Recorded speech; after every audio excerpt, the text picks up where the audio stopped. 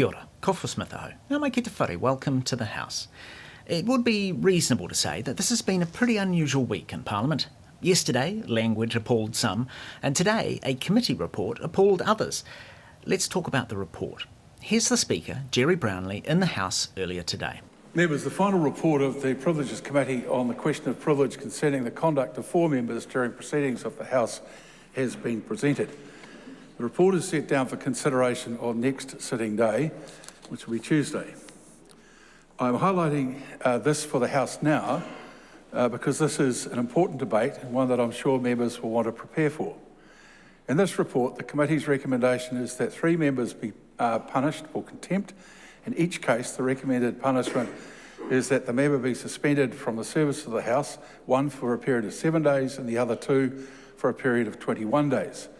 It might be interesting for some of the media who have reported to understand that it's a recommendation at this point, as the House hasn't yet dealt with it. That final line was ostensibly for the media, but I suspect that the Speaker wanted to remind MPs as well that this is not yet a done deal. By the way, there have been a few reports back from the Privileges Committee in recent years, and each one has returned to the House without much fanfare. The debates on them are short and pro forma, because the reports are unanimous, unsurprising, and agreed to even by the MP in trouble. This one not so much. These punishments recommended by the committee are very severe and are unprecedented in this Parliament. As far as I'm aware, since the House first met in 1854, no member who's been found guilty of contempt has been suspended for more than 3 days.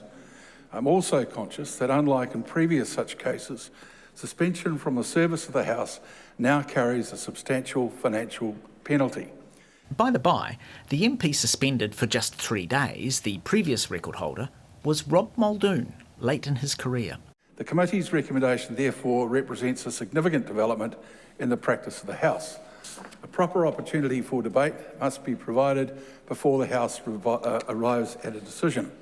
You may be starting to get the sense that the Speaker was not best pleased at the committee's outcome, and that despite the fact that it was he that initiated the Privileges Inquiry, when 4 MPs rather overstepped the mark by performing a haka as a protest in the chamber. I also note that the committee's recommendation was adopted by a narrow majority. That is an important point, when the effect of the recommendation would be to deprive members of a minority party of their ability to sit and vote in this House for several days.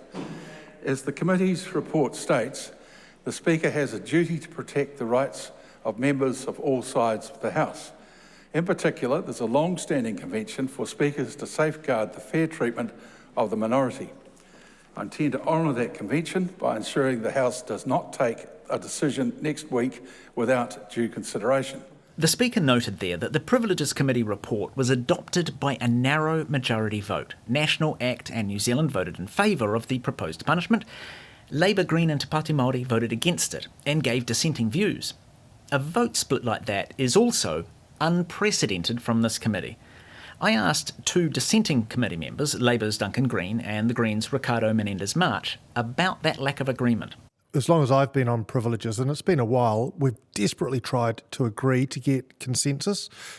So it is a real concern. It's also the situation that the government had a majority there.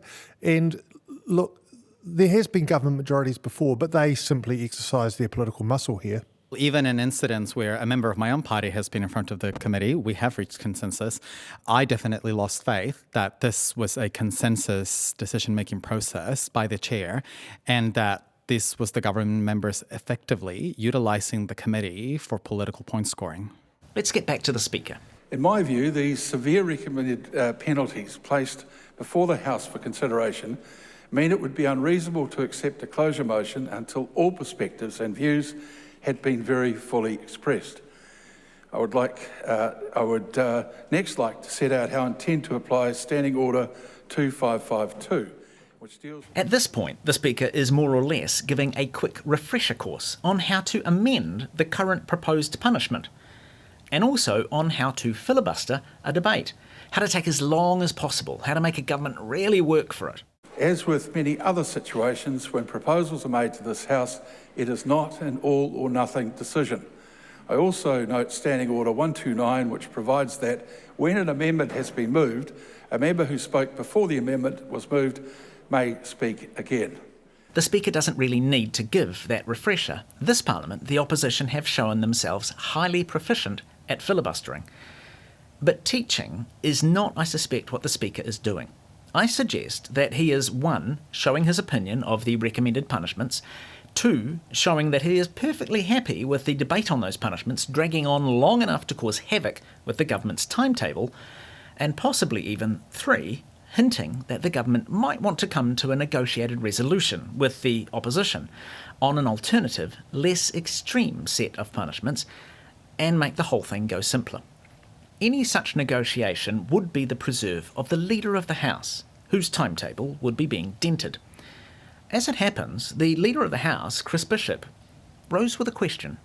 It is your intention that the question that the report be adopted will be put on Tuesday, because I just, from a timetabling point of view, Wednesday is set down to be a members' day, and of course Thursday is budget day. Yes, I'm well aware of that. As I said at the start, it's been an unusual week, and next week is sounding like it might be interesting as well. And that's even before the budget. You've been listening to The House, e te whakarongo koe ki te whare. This program is produced with funding from Parliament's Office of the Clerk. Matawa.